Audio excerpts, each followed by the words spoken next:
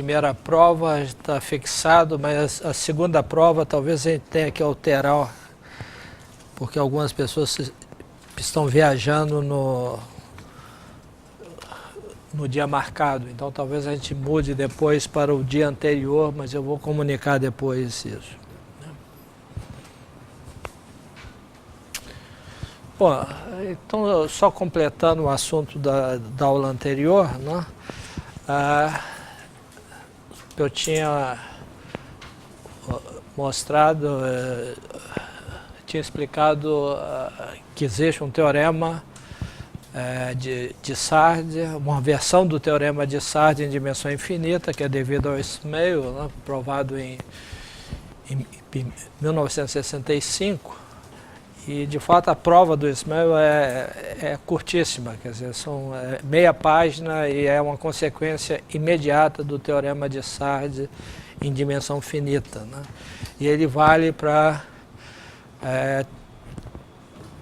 transformações sem infinito, né, em variedades de Banach, que são transformações de Fredholm, isso é, cuja derivada em cada ponto tem núcleo de dimensão finita e a imagem da derivada é um subespaço fechado de codimensão finita, quer dizer, tem um complementar de dimensão finita. Então isso permite facilmente reduzir o problema à dimensão finita e a conclusão é que o teorema de Sard vale nesse contexto, sendo que o enunciado tem que mudar um pouco, né, porque a gente não tem a noção de medida zero em dimensão infinita e é substituída pela noção de residual, quer dizer, o conjunto dos valores regulares é residual, em particular é denso, né? E como eu tinha observado, o teorema, sem essa condição da aplicação Fredholm, em geral é falso em dimensão infinita, e uma referência que é para um artigo da mesma época, do Kupka, que se chama Counterexample,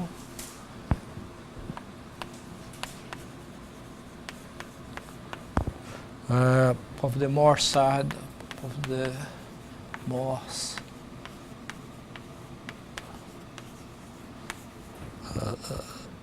Morse-Sard theorem,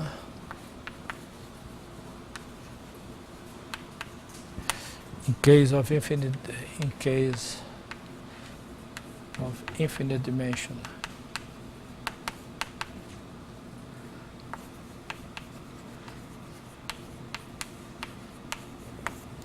Manifolds.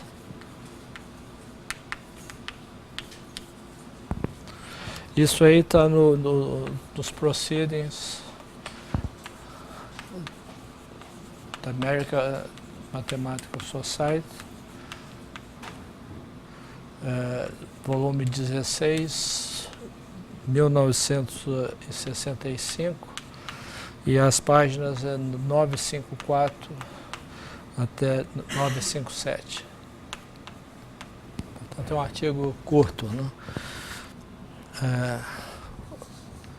Ok. Então, agora nós vamos entrar em um outro tópico, mas antes disso eu quero mencionar alguns fatos gerais que, de fato, nós vamos provar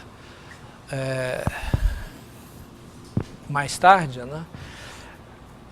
Nós definimos variedades de classe CR, né?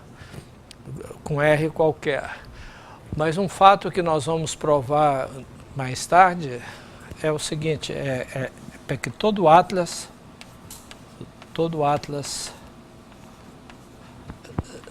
CR, com R maior ou igual que 1, isso aqui é importante, tá? Possui um subatlas infinito,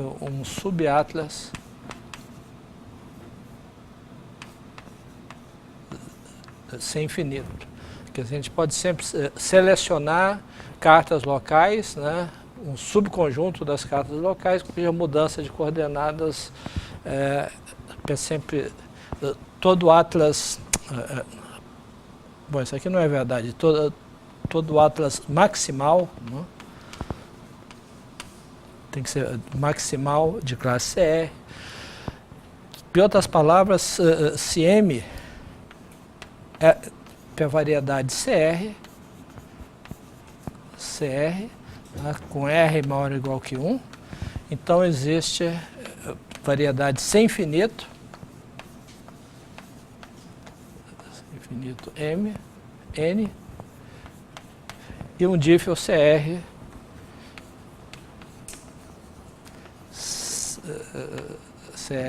F de MN.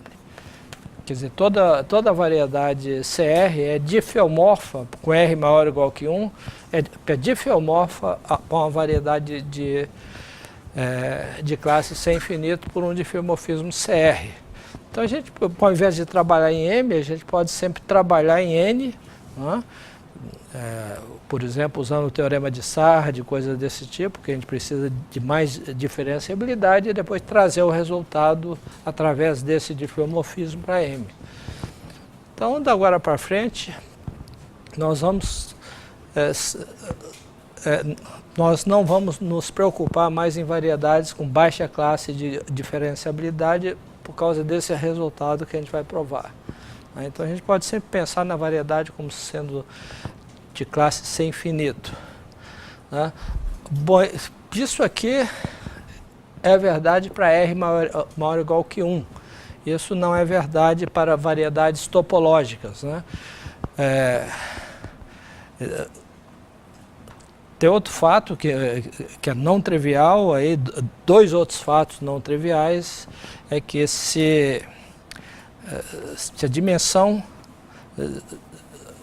se M é a variedade topológica,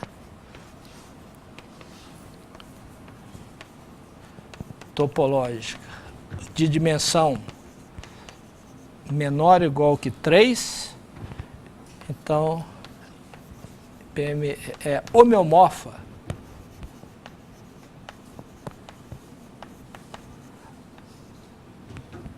para uma variedade sem infinito.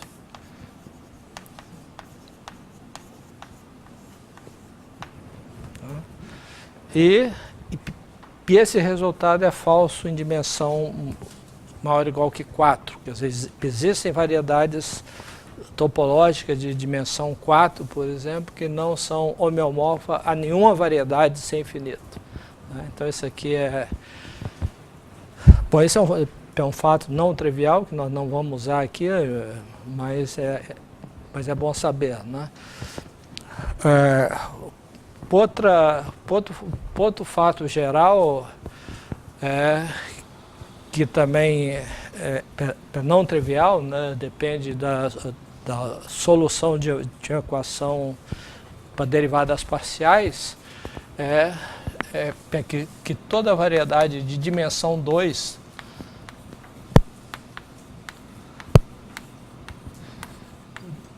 dimensão 2 tem uma estrutura complexa.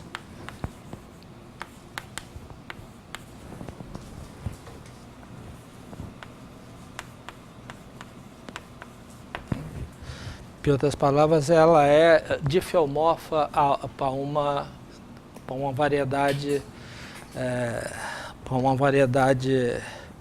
complexa, quer dizer, onde as mudanças de coordenadas são difeomorfismos holomorfos, né? Isso aí nós vamos discutir um pouco mais tarde, não provar, mas isso aí é uma consequência de um teorema de equações a derivadas parciais, que diz o seguinte: se a gente tem uma variedade de dimensão 2, localmente ela é difeomorfa, né? Ela é difeomorfa para um aberto, onde se a gente colocar uma métrica, como nós vamos discutir uma métrica riemanniana aqui, esse difeomorfismo leva essa métrica numa métrica que é conforme com a métrica euclidiana. E aí segue que as mudanças de coordenadas, se ela for, que tem que ser orientável.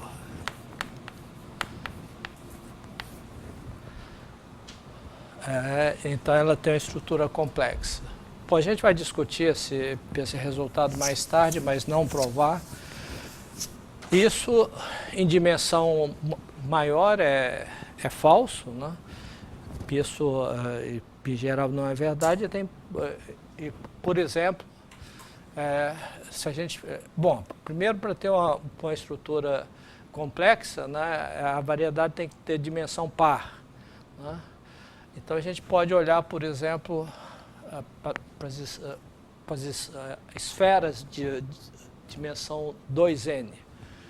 Então o fato é que se n é diferente de 1 e 3, S2n não tem estrutura complexa.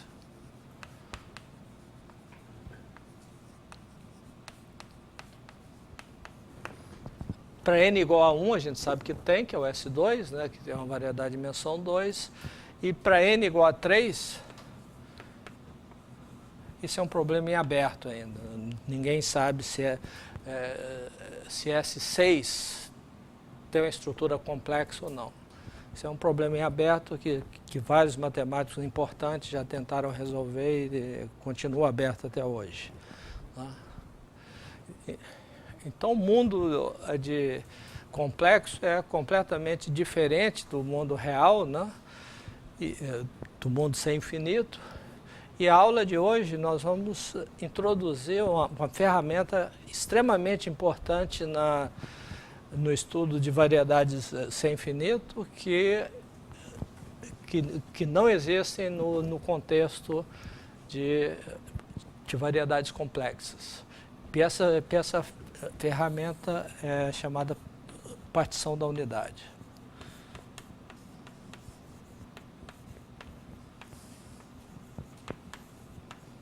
Isso é algo apenas no contexto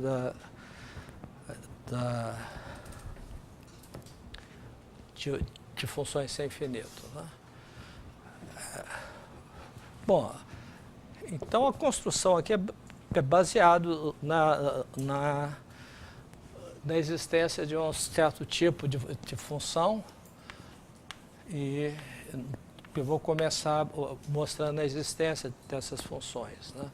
Então, lema, dado dois números, b maior que 0, né?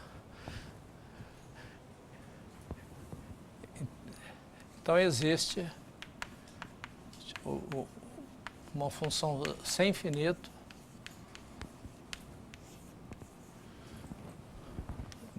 lambda de Rn em R, né? Tal que, primeiro, essa função toma valores apenas no intervalo 0, 1, para todos os x pertencentes a Rn. Né? A segunda, lambda de x é identicamente igual a 1 se a norma de x é menor ou igual que a. Né? E a terceira é que lambda de x igual a 0 se x maior ou igual que b. Quer dizer, nessa bola menor ela vale 1, identicamente 1.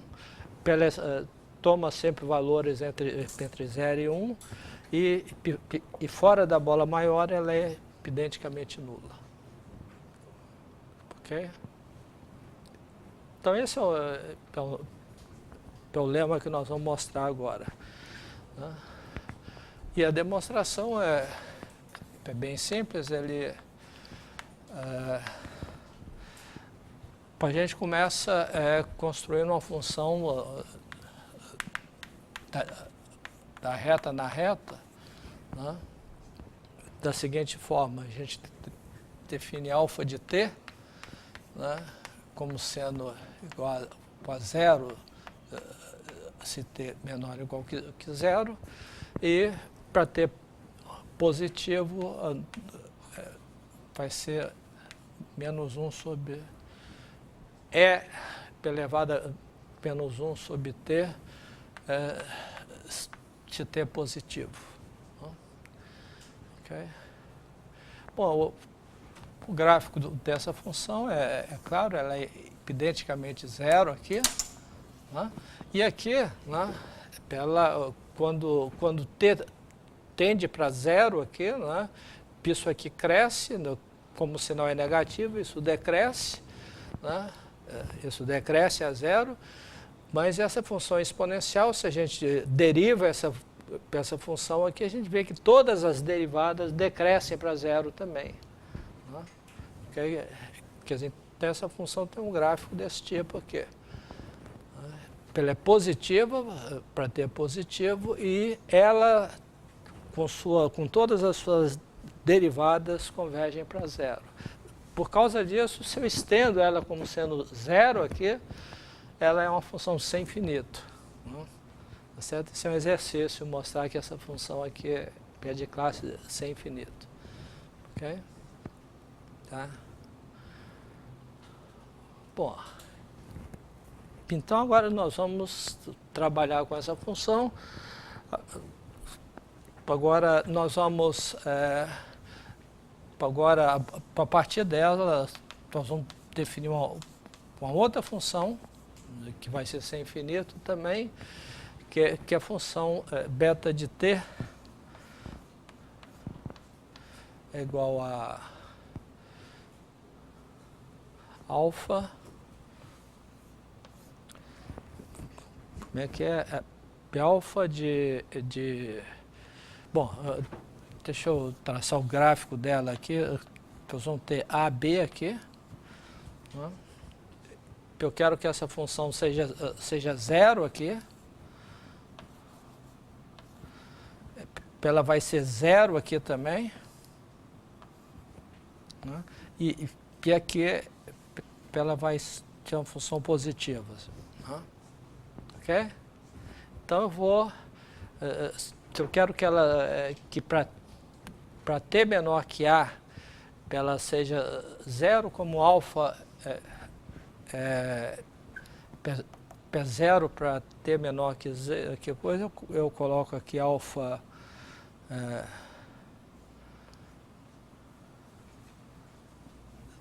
t menos a. Né? Okay?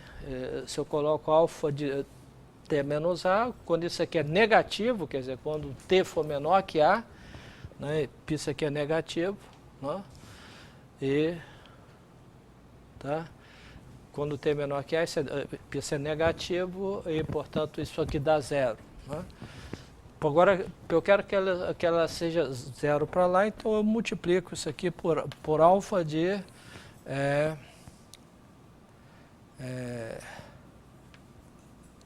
b menos t. Né? Okay? Se eu coloco alfa de b menos t, quando t for maior que b, isso aqui é negativo, né? E, portanto, isso dá zero. Né? E quando alfa está entre a e b, ambos os valores são positivos, então eu tenho uma função positiva. Né? Ok? Então, eu tenho uma função como essa aí. Né? Bom, então agora eu quero construir uma função gama, né? Gama de R em R. Né? Agora eu vou construir uma função gama com a seguinte propriedade.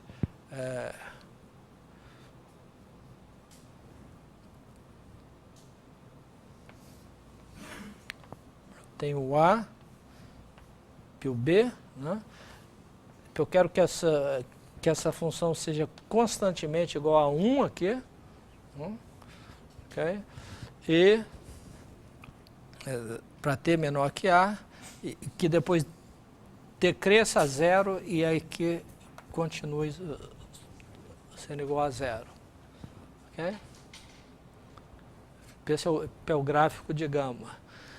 Como é que eu faço isso? Eu vou definir o gama de T, né?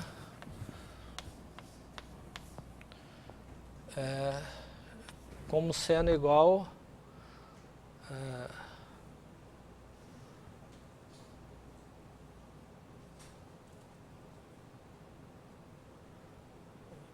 como é que eu quero?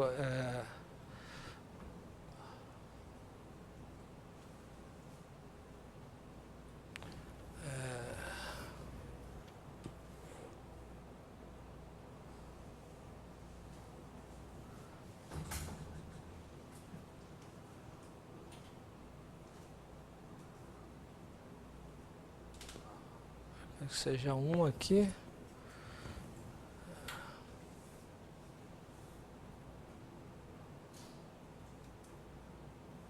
Como é que é?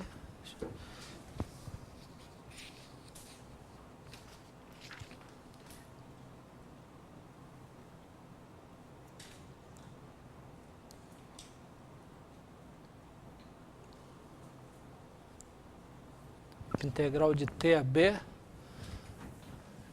Integral de T até B de beta de S ds dividido pela integral de AB de beta de S ds. Ok? Tá certo? Ok? Quer dizer, quando T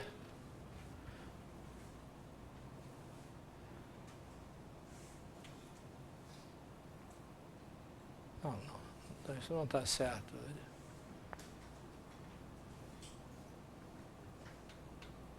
Não, está certo.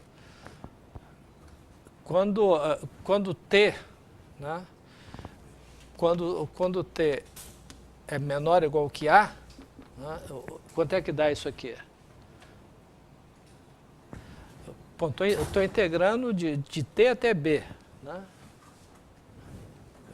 Quando T menor ou igual que A, a integral de T para B, né? Isso é igual a integral de A a B, né? Porque a função beta é zero aqui. Né? E quando eu divido pela integral de A a B de beta, isso dá 1. Então gama de T é igual a 1 para T menor ou igual que A. Ok? Quando T é maior que B, né? Para a integral de T a B, a função é zero. Né? Gama de T é igual a zero para T maior ou igual que B. Okay? E entre A e B, a função é positiva e ela decai. Ok? Então tem essa função que vale 1 aqui. Bom, e finalmente, a partir dessa função, eu simplesmente defino a função lambda de x como sendo gama da norma de x. Então, quando x é menor ou igual que A, né, dentro da bola de raio A, no caso da reta, né, a bola é menos AA, então essa função ela vale 1 aqui, e depois ela decai para vale 1 aqui e π0 lá fora. Ok? Então essa é a função auxiliar que nós vamos usar sempre aqui. E essa função, evidentemente, é uma função apenas sem infinito. Né? Ela não pode ser nem analítica real, porque uma função analítica real que é identicamente zero no intervalo, no aberto, ela tem que ser identicamente zero. Né? Então isso aí é uma função sem infinito que não é analítica, nem mesmo analítica real. Ok.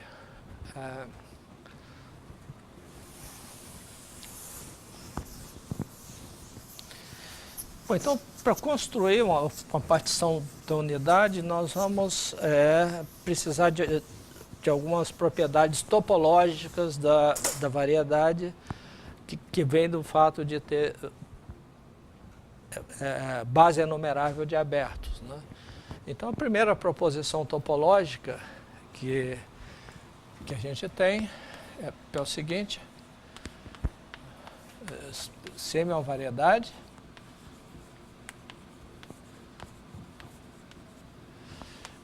então toda cobertura aberta de M possui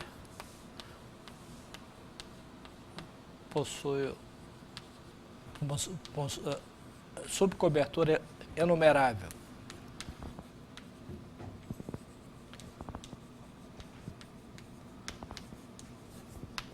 Quer dizer, a gente pega uma cobertura qualquer, né,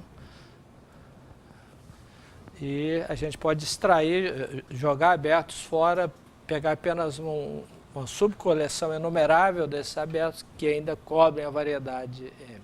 Né? Bom, para demonstração é muito simples, quer dizer, vamos considerar a lambda pertencente a um conjunto de índice qualquer, com uma cobertura aberta, quer dizer, para lambda é aberto, que é a união dos A lambda pertencente a esse conjunto de índice igual a M. Então, a gente quer mostrar que a gente pode extrair uma subcobertura finita. Né? Ora, aqui nós vamos usar que a gente tem uma base enumerável de abertos. Então a gente chama de B,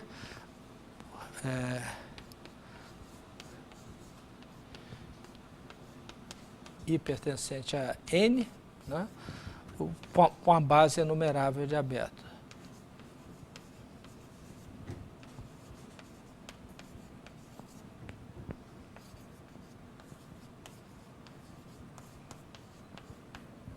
Okay. Quer dizer, todo aberto é a união de elementos dessa base. Né? Qualquer aberto, quer dizer, dado um ponto X, um ponto qualquer de um aberto, ele tem um aberto da base que contém esse ponto e está contido no aberto. Isso aqui tem uma base de abertos. Então, a gente tem uma base enumerável. Bom, a partir dessa base enumerável, a gente vai construir uma subcobertura, uma cobertura enumerável que refina isso aí. Né? Ok?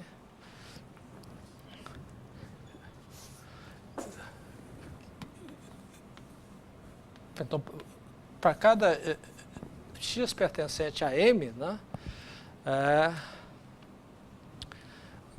nós vamos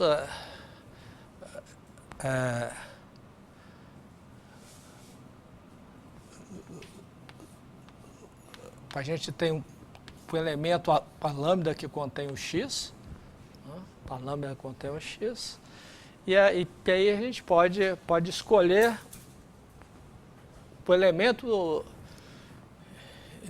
Isso implica, então, né, que existe um BI, né, contendo x, e que o BI contido em A lambda.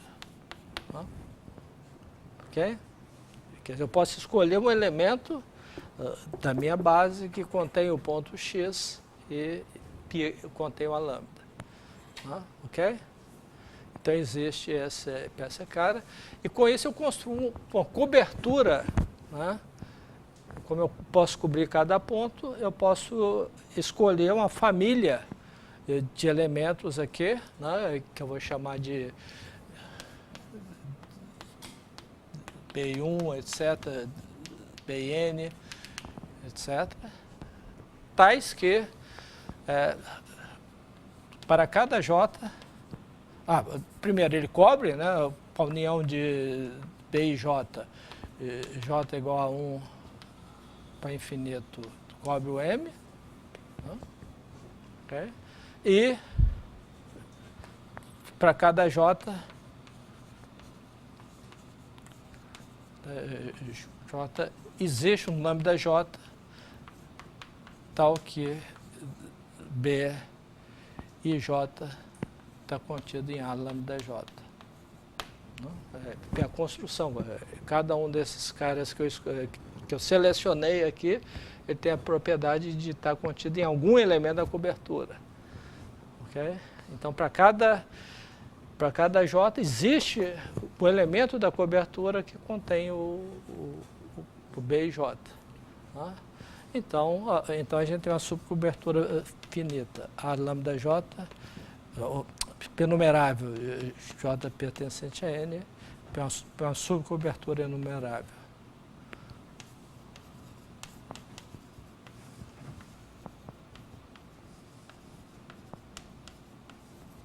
Okay. Tá certo? Então a gente tem sempre toda cobertura tem uma subcobertura enumerável. Tá? Com isso a gente provou esse lema. Bom, outro fato topológico extremamente que nós vamos usar constantemente aqui é o seguinte fato, quer dizer, nós vamos tratar de variedades qualquer, né? Então a gente gostaria de trabalhar com subconjuntos compactos dela, e a seguinte proposição mostra que a gente pode sempre escrever uma variedade como uma união encaixante de compactos. Quer dizer, CM é uma variedade topológica, né? M variedades. Aí, né? Então existem uma família numerável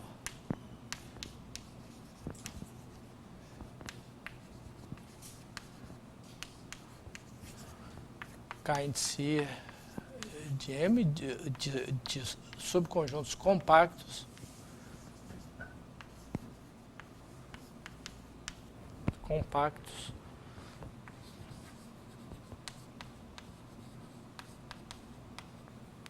tais que KI está contido no interior de KI mais 1. Cada um está contido no interior do seguinte. Quer dizer, então a gente sempre pode decompor a variedade dessa maneira. K2, K3, cada um é compacto e contido no interior do seguinte. Ok? Bom, a prova disso é bastante simples, né? Porque a gente sabe que toda variedade é localmente um espaço euclidiano, né? Então a demonstração para cada x de M existe uma vizinhança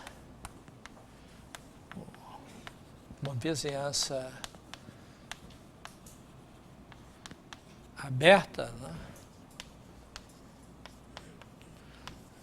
Índice X tal que o fecho dela é compacto.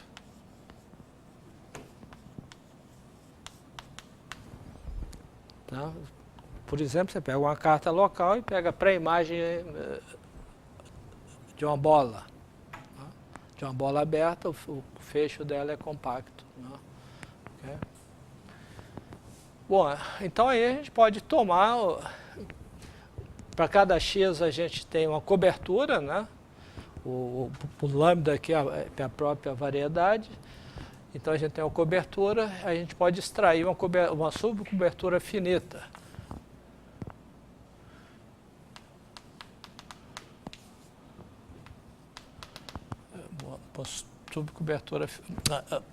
Uma subcobertura enumerável.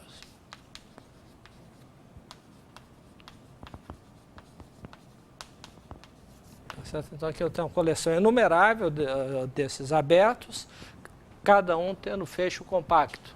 Né? Ok? Bom, então agora eu quero definir essa sequência de compactos aqui. Tá? Eu vou usar o fecho de VI. Primeiro, eu defino o K1, que é o primeiro compacto, eu defino simplesmente como fecho de V1. Tá? Ok? Bom, esse é um compacto. Certo? Então agora eu vou definir o K2. Né? Pois esse K1 é compacto, né? E esses caras aqui, esses abertos, eles cobrem a variedade. Né? Em particular, eles cobrem esse compacto. Né? Então, toda a cobertura de um aberto, de um compacto, tem uma sobrecobertura finita. Né? Então, K1 é compacto, existe P1, P1, PIK, finita, tal que K1 está contido na união de V e J, J igual a 1 até K. Okay? Então tem um número finito de elementos da cobertura que cobre o K1. Okay? Ora, mas cada um desses abertos aqui, né, ele tem um fecho compacto. Né? Então eu simplesmente defino o K2 igual a união do fecho desses caras.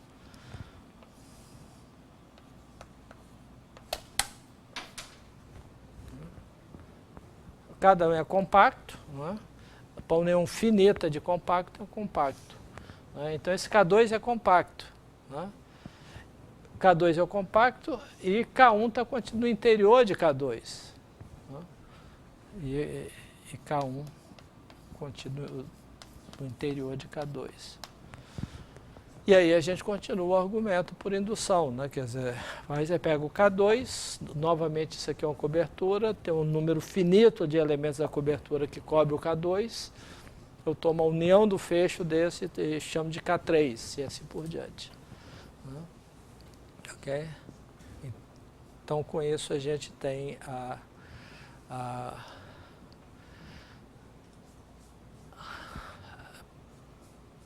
a gente tem essa cobertura, essa decomposição da variedade em compactos encaixantes. Okay? Bom, isso nós vamos usar para construir o que nós vamos chamar agora de partição da unidade. Depois nós vamos por definição, né? Seja a lambda pertencente a um conjunto de índices qualquer, enumerável ou não, uma cobertura aberta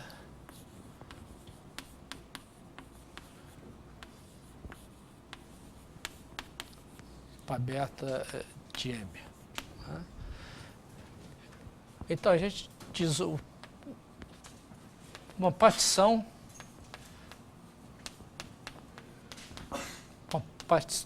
da unidade subordinada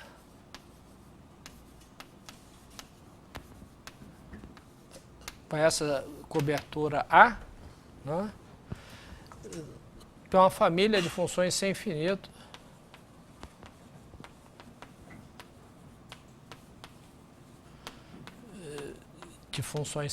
sem infinito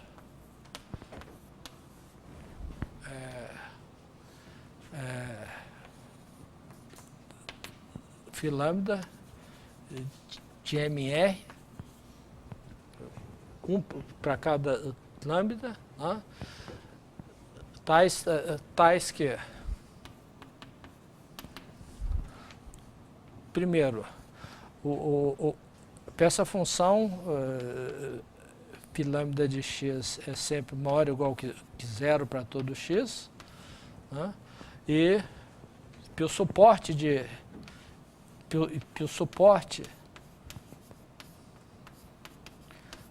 φ lambda, né? Que é igual ao conjunto dos o fecho dos conjuntos x pertencente a M, tais que φ lambda de x igual a zero, né?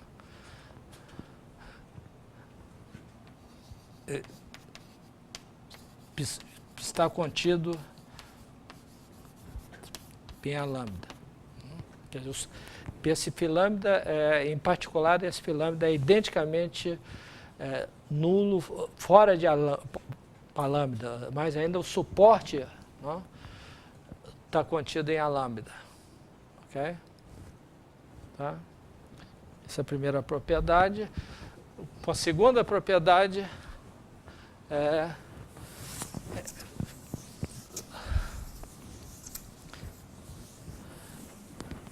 que esses suportes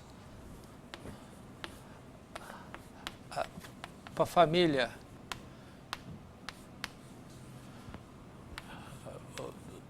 suporte de φ lambda, lambda pertencente a lambda, isso aqui é localmente finita.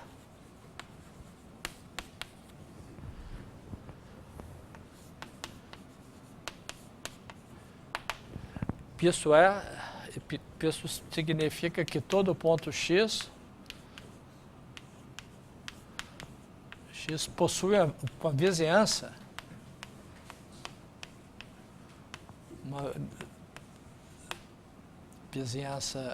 B, né, que intersecta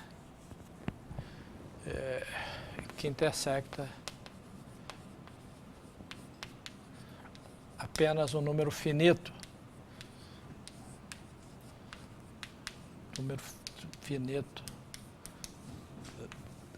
Da família. Ok? Certo? Quer dizer, tem essa família de suporte, então significa que nessa vizinhança todos os φ lambda vão ser identicamente nulo em todos os pontos aqui, exceto o número finito deles. Né? Ok? E a terceira propriedade, que usa essa segunda, é que a soma para cada x, isso aqui é igual a 1 para todo x pertencente a M. Observe que por causa dessa propriedade aqui, essa soma, embora eu estou somando para todo o lambda, é uma soma finita, né? Porque, exceto um número finito de lambda, isso aqui é identicamente zero. Quer dizer, então, estou somando apenas um número finito de zero. Tá? Por isso é que ela chama partição da unidade. Tá?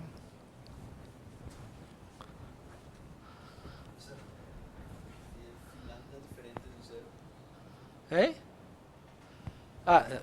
Φ lambda é diferente de zero. Quer dizer, o conjunto dos pontos onde o filâmide é diferente de zero, a gente pega o fecho, isso aí é... Né? Quer dizer, a função é não nula apenas em um subconjunto do suporte. Né?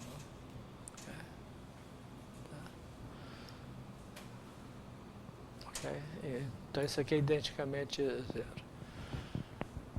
Ok, então a gente quer provar que toda cobertura, para toda cobertura existe, quer dizer, o teorema principal é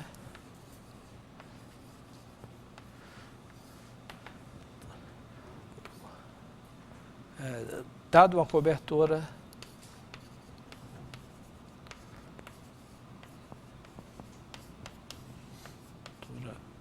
aberta, né? Existe uma partição da unidade,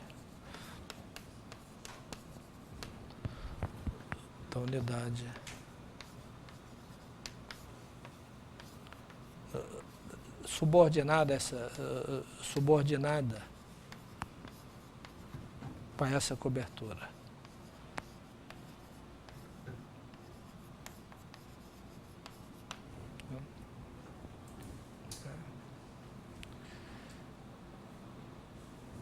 Esse é o teorema que nós vamos provar, mas para provar esse teorema, antes eu vou demonstrar um lema. Tá?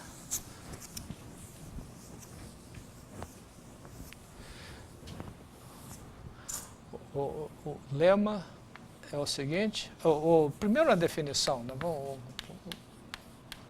definir. Então, a gente tem a lambda pertencente a lambda, e BI, I pertencente a I, coberturas, né?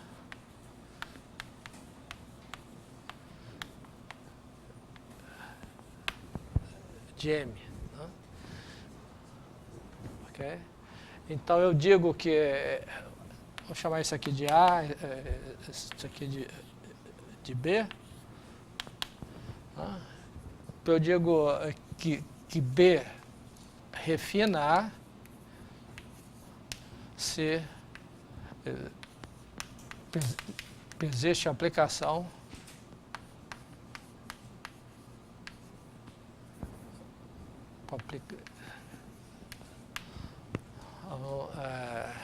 tal de bem lambda do espaço de índice, né? Tal que para todo I pertencente a I temos que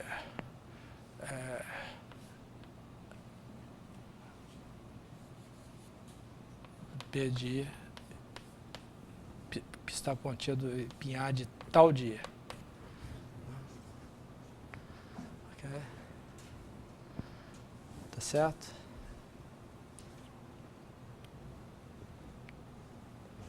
Quer dizer, esse B ainda é uma cobertura e para cada I, essa cobertura está contida em algum elemento da outra cobertura.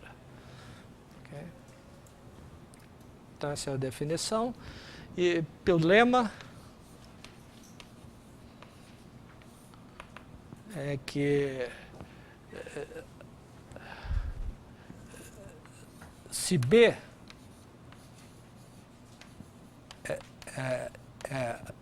refina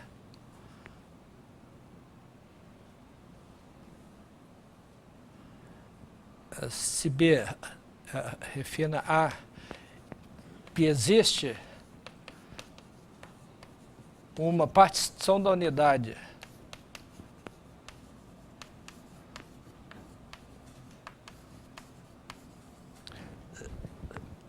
subordinada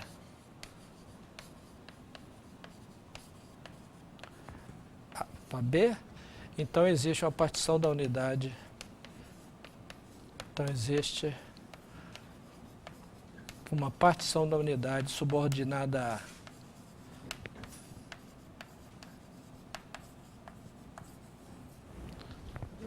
subordinada a.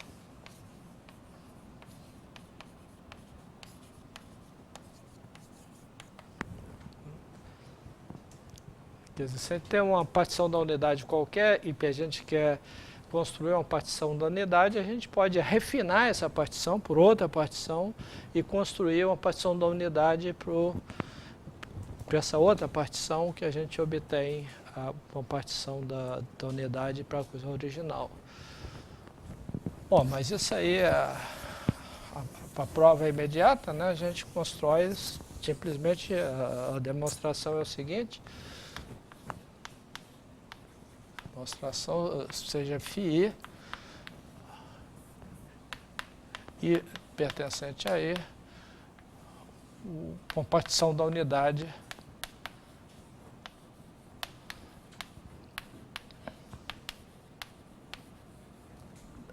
subordinada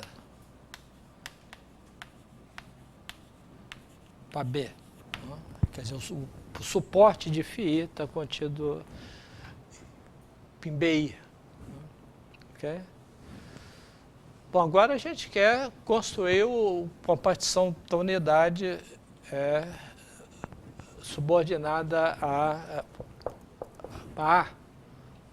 Então a gente tem que definir para cada lambda, a gente tem que definir uma função sem infinito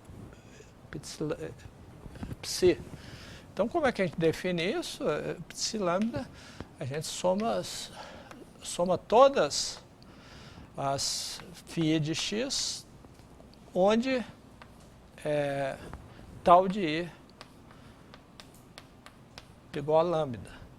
Quer dizer, a gente soma todas elas onde tal de i igual a lambda. Bom, isso aqui é uma função sem infinito, tá certo? Por quê?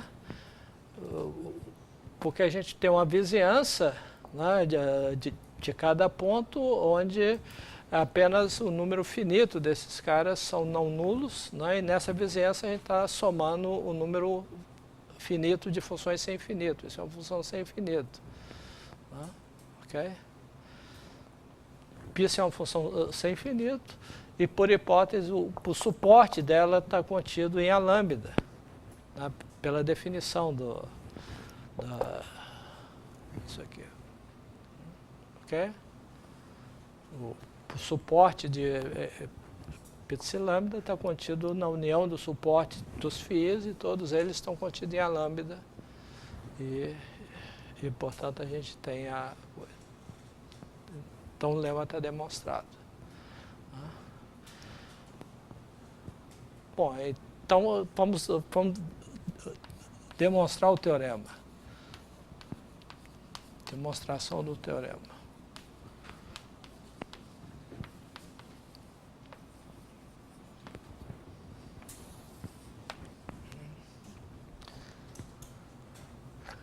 Quer dizer, então a gente dá uma partição, uma cobertura aberta, né? Então A igual a lambda, lambda pertencente a lambda, uma cobertura aberta de M.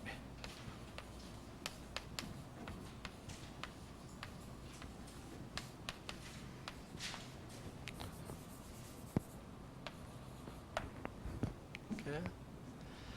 Então para a gente dar uma cobertura aberta de lambda, a gente quer construir uma partição da unidade, uma cobertura aberta de M, a gente quer construir uma partição da unidade subordinada a isso aí. Então a gente pode refinar essa cobertura para construir uma outra e construir uma partição da unidade para essa outra cobertura. Então para isso nós vamos escrever o M, né, usar a proposição que a gente demonstrou anteriormente, escrever o M como uma união de compactos igual a 1 a infinito, ou finito, né, onde KI compacto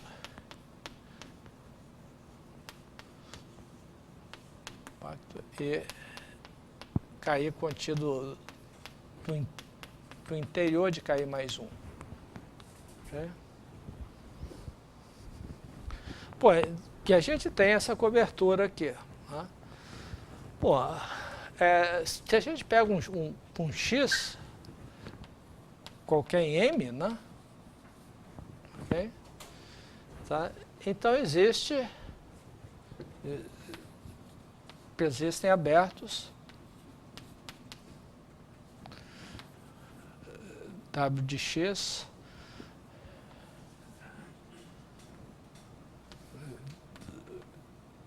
P de X contido em 1 de X tem uma carta local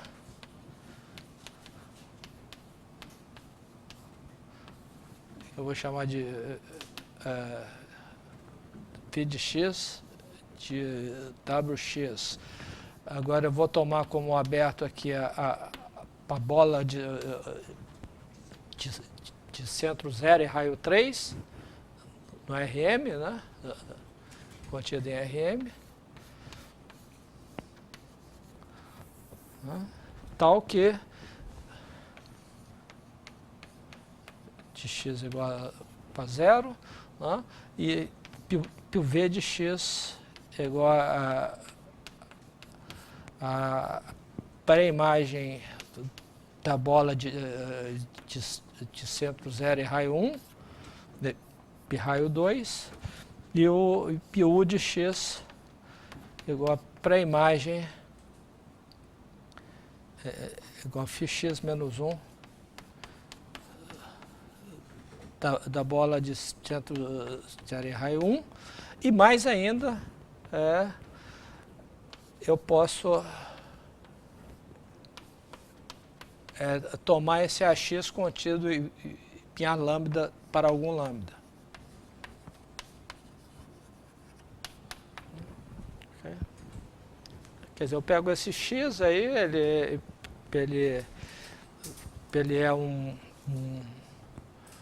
ponto de M, ele está contido em alguma lambda, o lambda é um aberto, né? Então, se eu tomo uma carta local contida em A lambda, aí eu posso, por um diffeomorfismo, levar a imagem na bola de raio 3. Né? A imagem de uma bola de raio qualquer, pequenininha, na bola de raio 3. Né? Ok? Quer dizer, isso aí é... Então, para cada x, eu posso escolher essas 3 vizinhanças de x. Né? Okay? A maior delas contida em algum elemento da cobertura, e etc. Bom, então eu tenho a cobertura por o x, né?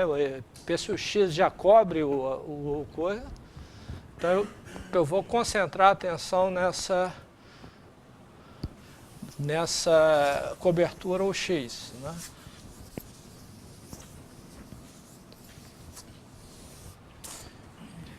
Então eu olho para a cobertura por x pertencente a M. Isso é uma cobertura aberta de M. Tá? Isso é uma cobertura aberta de M. Okay. Desculpa. Eu preciso de mais uma propriedade dessa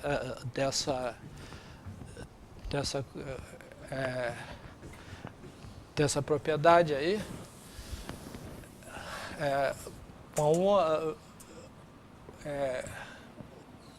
Eu quero tomar esse WX suficientemente pequeno. Né? Então, eu vou tomar com a seguinte propriedade. Se esse X pertence a KI, né? Okay?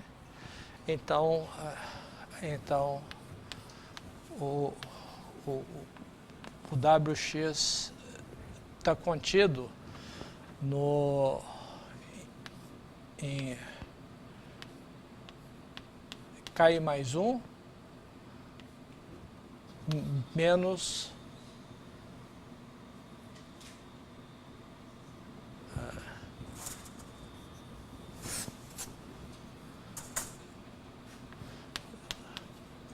para o interior de KI mais 1 menos KI menos 1.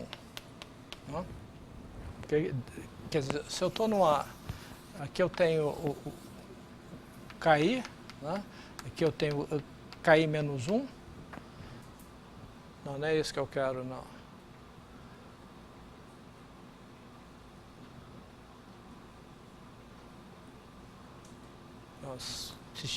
Se x pertence a... Se x pertence a KI menos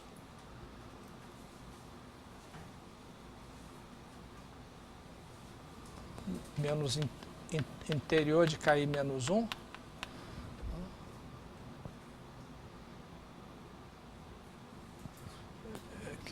eu tenho esse compacto aqui, essa faixa, se eu tenho um X nesse compacto, eu tenho, bom, eu tenho um outro aberto aqui, e outro aberto aqui, eu quero que o WX esteja contido aqui, quer dizer, então o WX está contido em KI mais 2, tá? Menos interior de KI mais 2, né? Menos interior de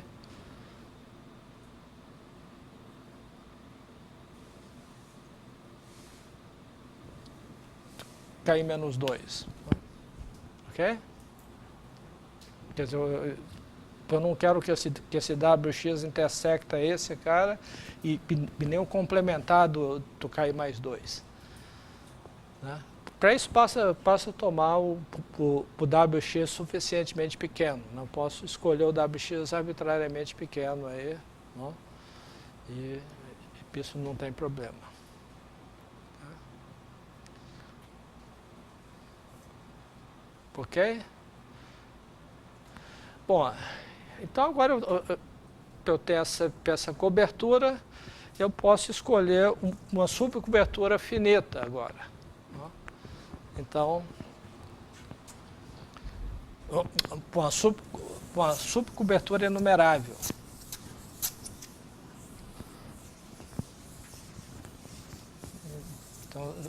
Então seja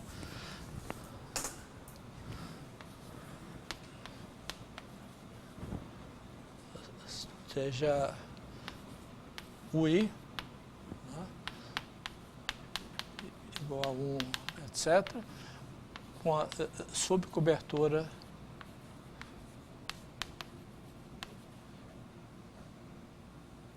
não é isso que eu quero, peraí. Tem essa propriedade, né?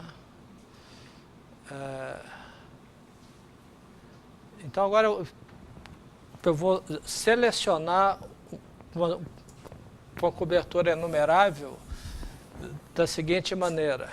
Né? Ok? Bom, eu vou escolher esses caras cobrindo toda a variedade. Né? Então eu começo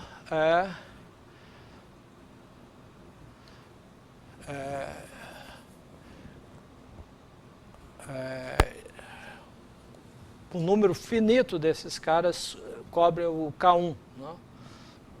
Então,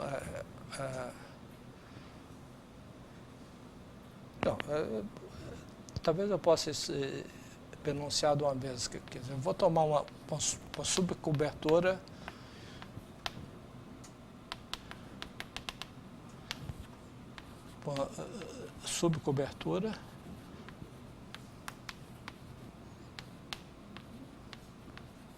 tal que aconteça o seguinte, tal que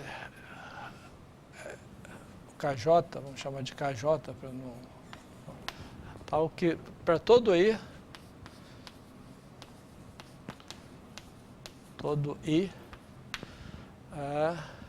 apenas um número finito,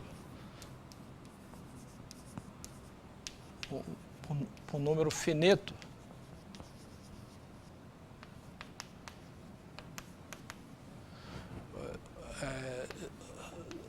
dos elementos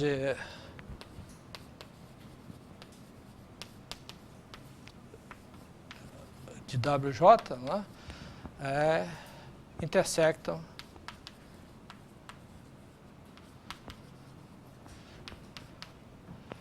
KI menos interior de KI menos 1.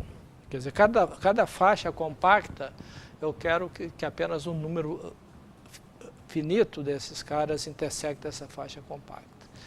Quer dizer, novamente, para construir essa subcobertura aí, eu começo novamente cobrindo o K1 por um número finito. Tá? Então, pego esse número finito, aí pego cada faixa dessa, eu tenho um número finito de elementos que cobre cada uma dessas faixas. Né? E aí eu tomo a união desses caras. Né? Porque cada faixa dessa aqui é um compacto.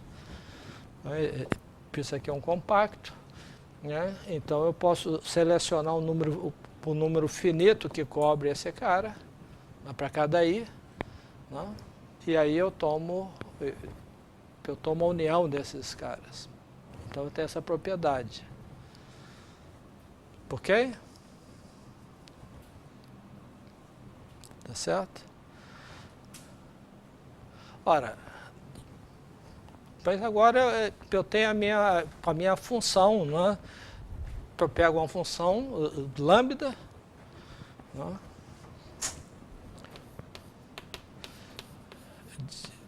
de Rm em R, ser infinito, né? Tal que lambda de x é identicamente nulo 1 na bola de raio 1 e lambda de x é identicamente 0 se x é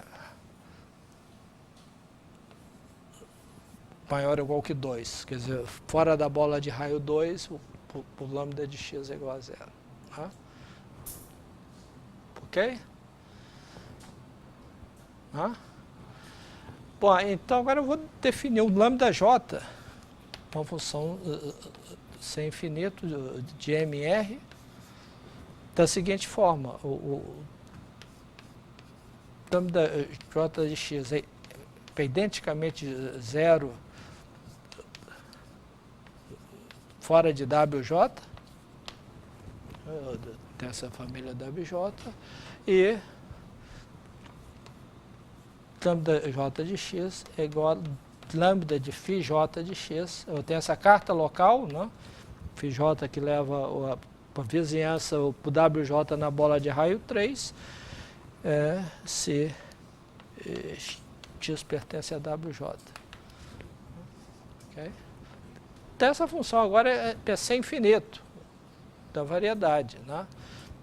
Por quê? Porque fora de VJ, essa aqui já é nula. Então, ela se estende, né, como uma função sem infinito, valendo 0 fora de WJ. Então, isso aqui é uma função sem infinito. Né? Tá certo? Isso é uma função sem infinito que... Né? Ok? E o suporte dessa função está contido em WJ. Okay? Mas pela construção, né, essa família WJ é localmente finita, né, porque em cada compacto aqui, ela intersecta apenas, no máximo, uma faixa compacta maior aqui, e, portanto, ela não intersecta os outros elementos dessa cobertura que estão longe. Okay? Então, então, eu posso somar essas funções. Né? Então, e obter uma função sem infinito. Pois aí eu quero que isso aqui seja uma partição da unidade.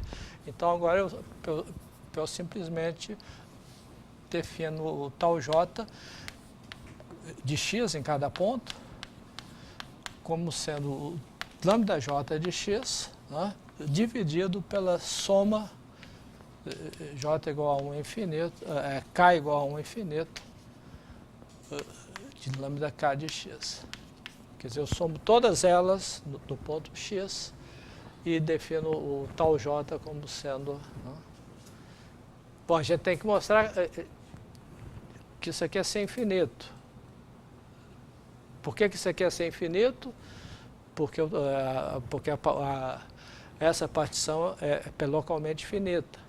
Né? Então, essa soma na vizinhança de qualquer ponto x é um número finito de funções sem infinito que eu estou somando. Né? E na vizinhança de cada ponto, uma dessas funções, pelo menos, é não nula, porque esse x pertence a algum desses UJ. Né? Ok? Então, isso aqui é uma função sem infinito. O suporte está contido em WJ, né? Que é a família localmente finita, e a soma desses tal J de x é igual a 1. Né? Se eu somo tudo, eu estou dividindo pela soma total, eu tenho 1. Então eu tenho uma partição da unidade subordinada a essa cobertura, né? Para essa cobertura WJ agora. Né? Mas essa cobertura WJ, ela refina a cobertura inicial. Logo, existe a partição da unidade subordinada à cobertura inicial. Certo?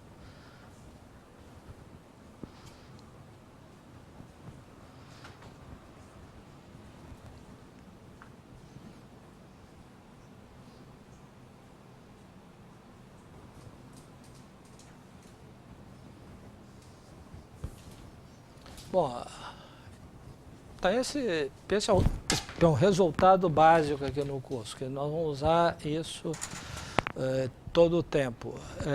Por enquanto eu só vou mostrar um corolário, eu acho. Deixa eu ver o corolário aí. Bom, ele vai ter muitas consequências, mas a primeira consequência é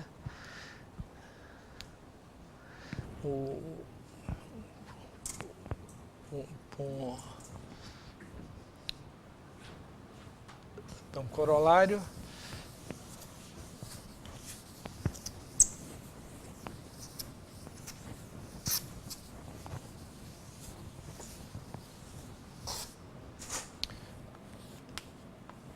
então, um corolário aqui é o seguinte, se a gente tem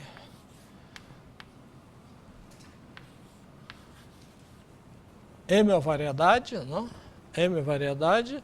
Se a gente tem um subconjunto que é fechado,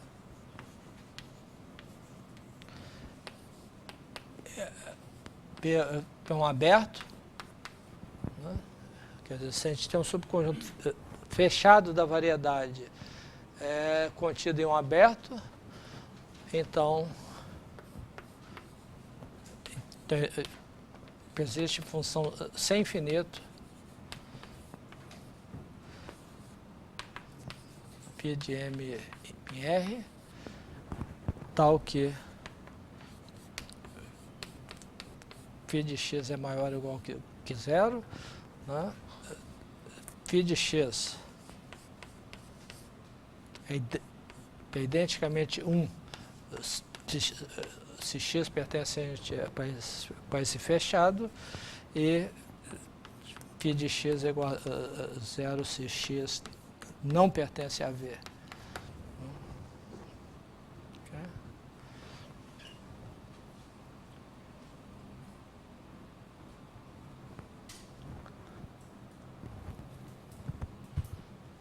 Tá certo?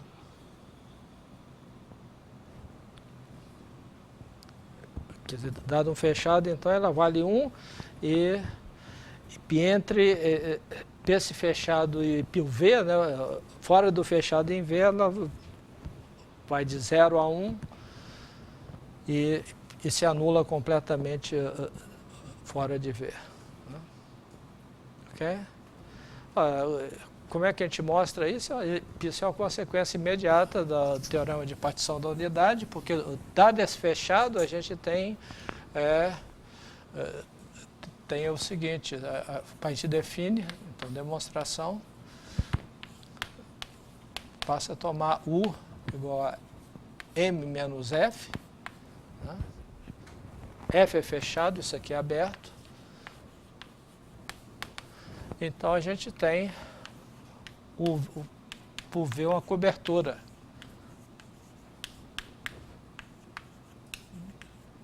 Aberta de M, né?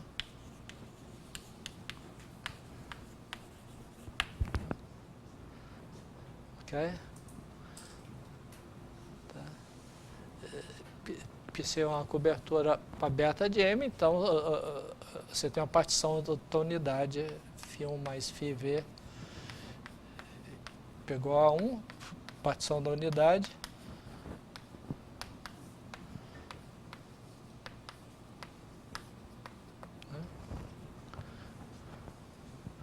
Ok? Onde o suporte de φu, né? Suporte de φu está contido em M menos F, desse aberto. Né? Okay? Em particular, a gente tem que esse φu, como o suporte está contido em M menos F, né? Ela tem que ser identicamente zero em F. Né? Okay? Logo eu posso tomar φ igual a φv. Porque como eu tenho essa soma aqui, o φu é identicamente zero em F, então φv tem que ser identicamente 1. Ok? Tá?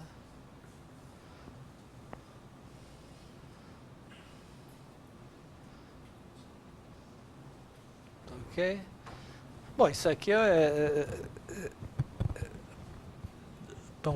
um resultado interessante, né? Uma consequência desse resultado aqui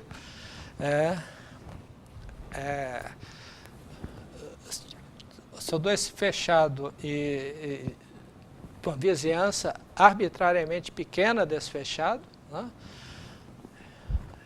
Então, por consequência, por exemplo, é que dado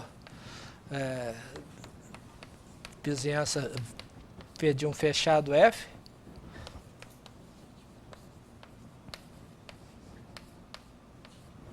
então existe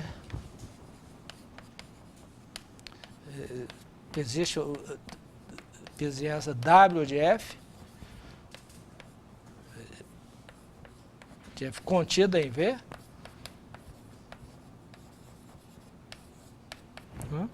tal que o bordo de W para uma subvariedade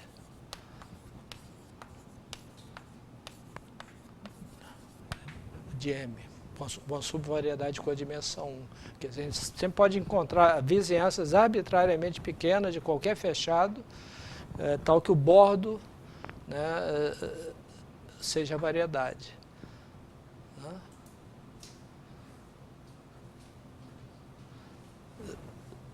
Como é que a gente prova isso? Posso usar essa função sem infinito aqui, né? Isso é uma função sem infinito e toma valores no intervalo 0, 1, né? O φ, aqui, né? E para a imagem de 1 é o fechado, né? Ok? Que aberto eu tomaria? Que vizinhança aberta eu tomaria aí? Bom, eu passo a pegar um valor regular aqui. O teorema de Sard diz que existe um valor regular aqui. Então eu tomo como aberto, né, o conjunto o W, né, eu tomo o conjunto dos x tais que φ de x é maior que y. o bordo desse conjunto é quando φ de x é igual a y, isso é uma subvariedade, porque... Então a gente pode sempre encontrar vizinhanças de um fechado arbitrário cujo bordo é variedade. Ok? Isso é uma consequência do teorema de Sardi desse resultado aqui.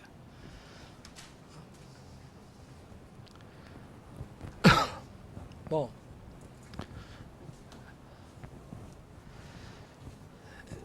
nós vamos ver uma quantidade enorme de aplicações desse resultado, né, da existência de partição da unidade.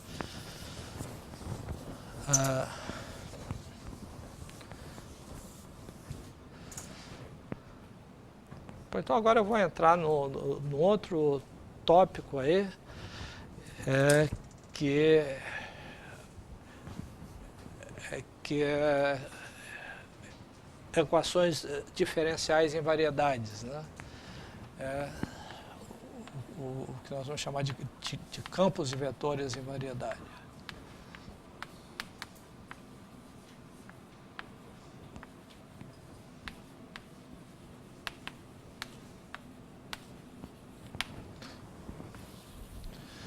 Bom, então nós vamos construir um objeto chamado campos de vetores em variedades e, como sempre, para a gente definir algo em variedade, a gente sempre começa definindo em abertos de espaço euclidiano e esse objeto, para que a gente possa colocá-lo intrinsecamente na variedade, ele vai ter que ser invariante por diffeomorfismos, né? Okay? Então nós vamos começando definindo o que é um campo de vetores no aberto de RM.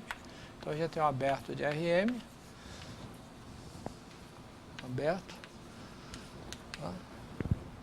Um campo de vetores de classe CR nesse aberto, quer dizer, um campo de vetores de classe CR em U, né, é simplesmente uma aplicação CR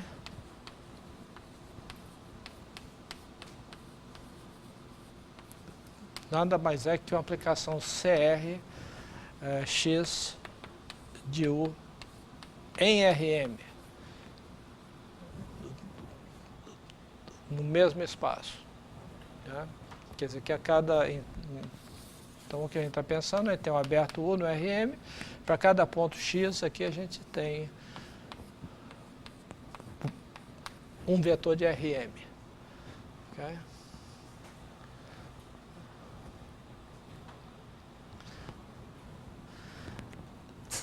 Quer dizer, associado a um campo de vetores, a gente tem o que a gente chama de equação diferencial ordinária, que a gente denota por essa autônoma, né, porque não depende de t, então essa é a equação diferencial, e associada a esse objeto, a gente tem a noção de curva integral. Os campos de vetores CR, aqui a gente vai tomar sempre R maior ou igual que 1. Isso aqui vai ser sempre... Nós não vamos considerar, na aula de hoje, campo C0. A gente pode definir campo C0 também, mas nós vamos tomar sempre campos CR com R maior ou igual que 1, porque a gente tem teoremas de existência e unicidade, etc., de equações diferenciais para campos CR, e a unicidade não vale para C0 em geral. Então, por isso nós vamos tomar CR com R maior ou igual que 1. Então, a noção básica é a noção de curva integral, ou solução da equação diferencial, né? Curva integral de x de x é simplesmente uma aplicação alfa de um intervalo da reta, né, em U, né, com aplicação que é pelo menos C1, né, ou diferenciável, né, tal que alfa' de t é igual a x de alfa de t. Que, portanto, é uma curva em U, uma curva alfa, que em cada ponto o vetor tangente, né, para a curva no ponto t, né, ele coincide com o vetor no ponto correspondente a alfa de t. Okay? Isso é a noção de curva integral de um campo, ou solução dessa equação diferencial. Né? Okay? Então, a gente tem alguns teoremas básicos de equações diferenciais, né? O primeiro teorema então, primeiro, persistência.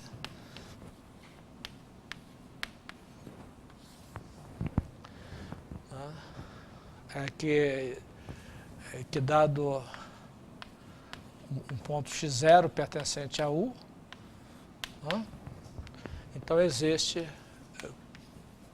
curva integral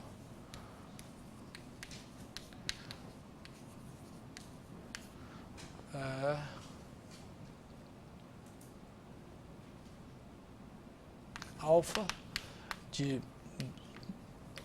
menos epsilon em U, tal que alfa de 0 é igual a x0. Quer dizer, por cada ponto a gente tem uma curva integral do... Né? Ok? A segunda é unicidade local. É que se a gente tem alfa j de ij em U, curvas integrais,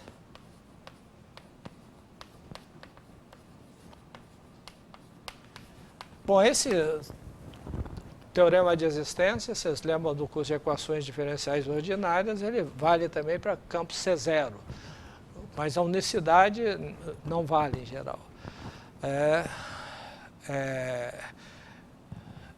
Duas curvas integrais, digamos que alfa1 de t0 igual a alfa2 de t0, você tem um ponto na interseção dos domínios onde as duas coincidem, então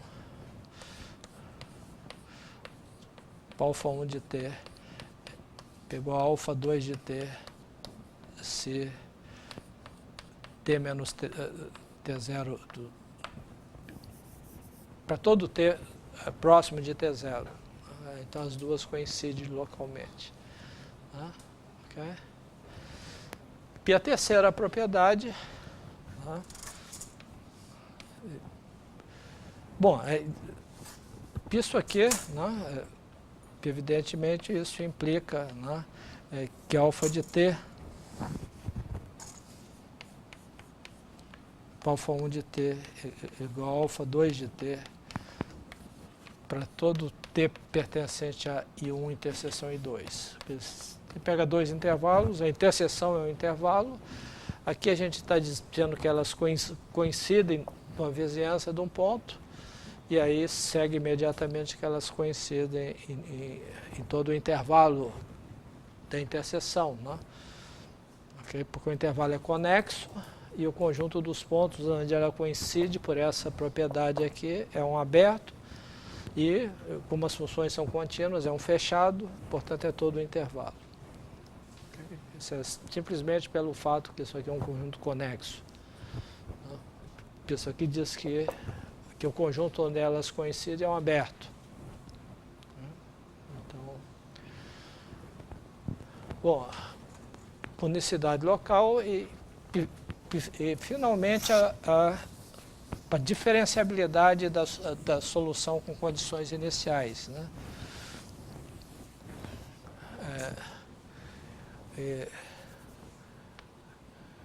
Então, a terceira propriedade do fluxo que dado x0 pertencente a U, né? Existe epsilon moc 0 e uma vizinhança contida em U de x0 e uma função sem infinito, CR, né? Nós estamos tratando de φ de menos epsilon vezes V em U,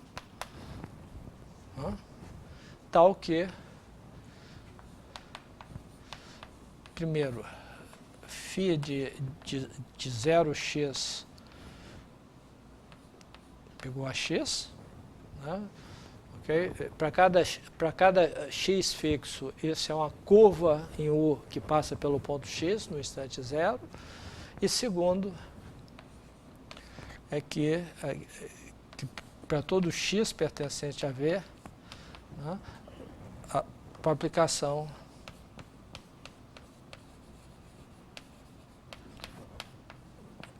menos epsilon em U, que a T associa φ de Tx, é a curva integral.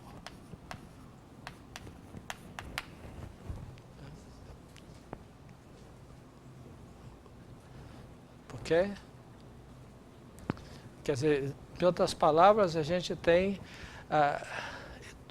em toda uma vizinhança do coisa, a gente tem uma curva passando por cada um dos pontos, definida no mesmo intervalo, e mais ainda ela depende diferenciavelmente da condição inicial. Quer dizer, essa função aqui é CR nas duas variáveis.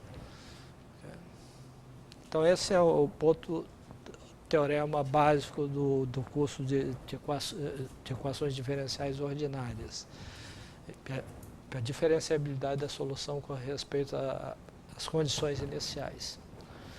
Quer dizer, se o campo de vetores é de classe CR, isso aí acontece. Ok?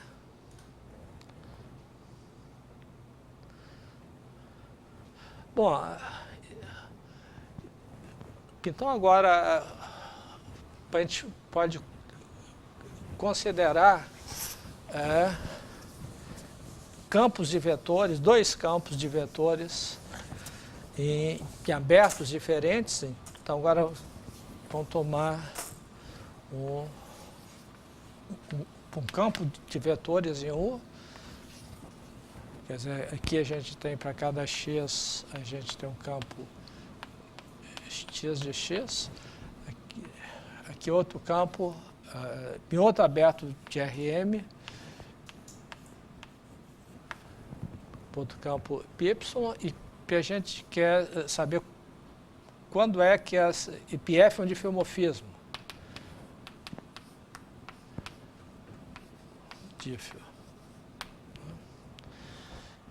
Uma pergunta natural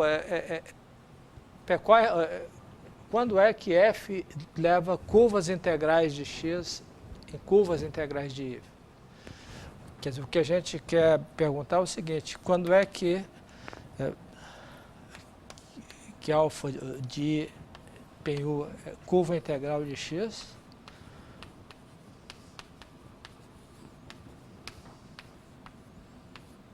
implica, se somente se f composto com alfa, aí é uma curva em V, para curva integral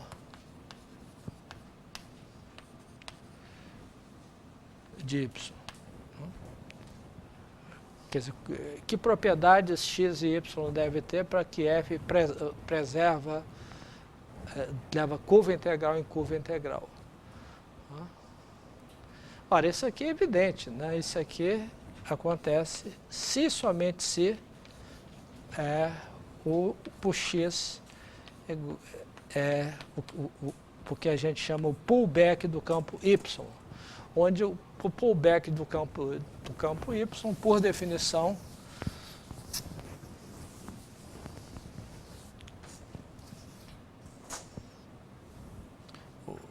onde f estrela de y, né, é o campo definido no domínio de f, tomando valores em Rm, definido da seguinte maneira: f estrela de y, num ponto x, né, por definição, a derivada de f num ponto x a menos 1, a inversa, vezes aplicado, né, ao vetor y no ponto f de x. Que a gente tem essa fórmula aqui.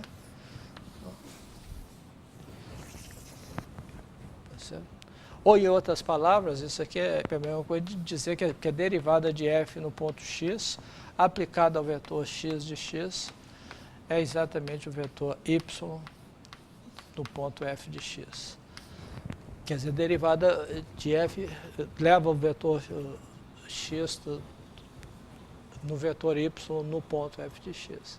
Isso é evidente, quer dizer, então isso aí quer dizer, dado um campo de vetores, a gente tem uma decomposição do domínio em curvas, que são as curvas integrais, né?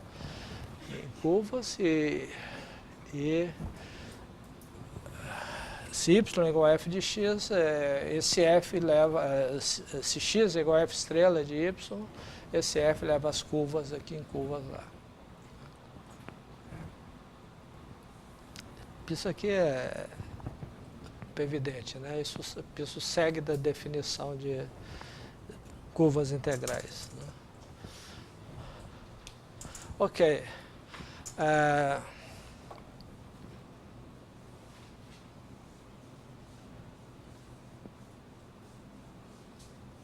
Ok, então a gente tem essa noção de pullback aqui. Então agora a gente gostaria de definir campos de vetores em variedades, né? Okay?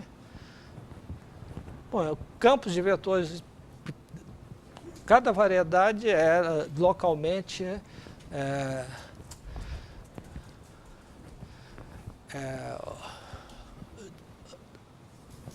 diffeomorfa ao espaço euclidiano. Então a gente tem o seguinte: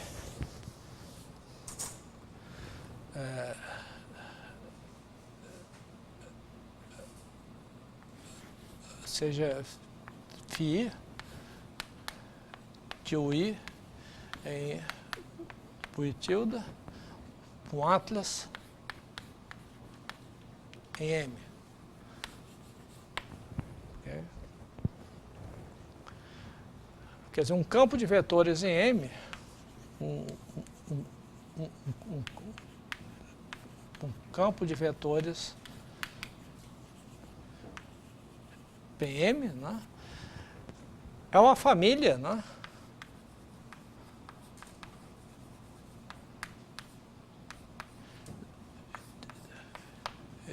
XI tilde em RM, né, de campos de vetores,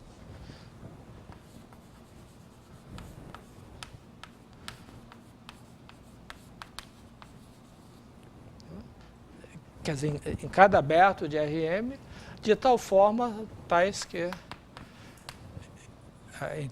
Então a gente tem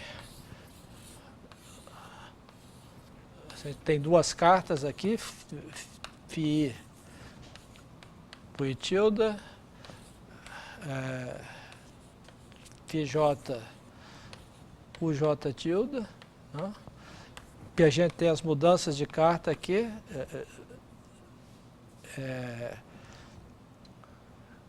Φj composto com φ menos 1, essa mudança de cartas, de tal forma que a restrição de xz é restrito a φ de por interseção j, que é um aberto, né, o xz aqui, é exatamente o Φj composto com φ menos 1, que é um difeomorfismo, estrela de xj restrita a Φj de U interseção j. Ok? Quer dizer, é simplesmente uma família de campos de vetores no RM que é invariante por essas mudanças de coordenadas. Ok? Ok. Ora, se isso acontece aqui, a gente observa que um campo de vetores, né, ele define, né, para cada um campo CR, né, o campo de vetores X em M, né, ok? Então tal campo de vetores, ele define para cada X da variedade, né, a gente pode definir um vetor tangente para M no ponto X. Okay. Como? A gente simplesmente toma uma carta local, φ de π tilde, né? E toma x de x como dφ de x, né, para menos 1 de xi de x. Pega o campo aqui e levanta para o i. Né? E por causa dessa definição aqui, isso aqui é exatamente igual a dφj de x a menos 1 de xj de x, se x pertence ao I interseção j. Então esse vetor aqui está bem definido e não depende da escolha da carta, né, por causa dessa relação. Né, ok? Então, o campo de vetores, que a gente pode pensar simplesmente como uma família de campos de vetores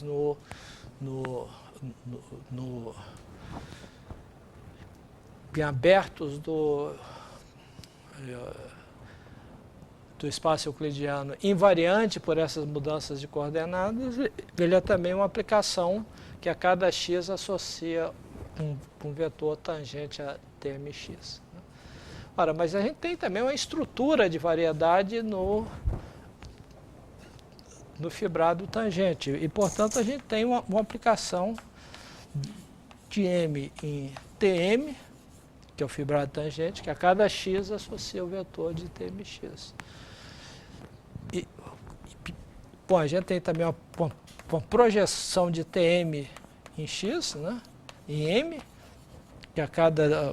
que leva o Tmx no ponto x, e essa aplicação aqui tem que satisfazer π composto com x, isso é a identidade de M.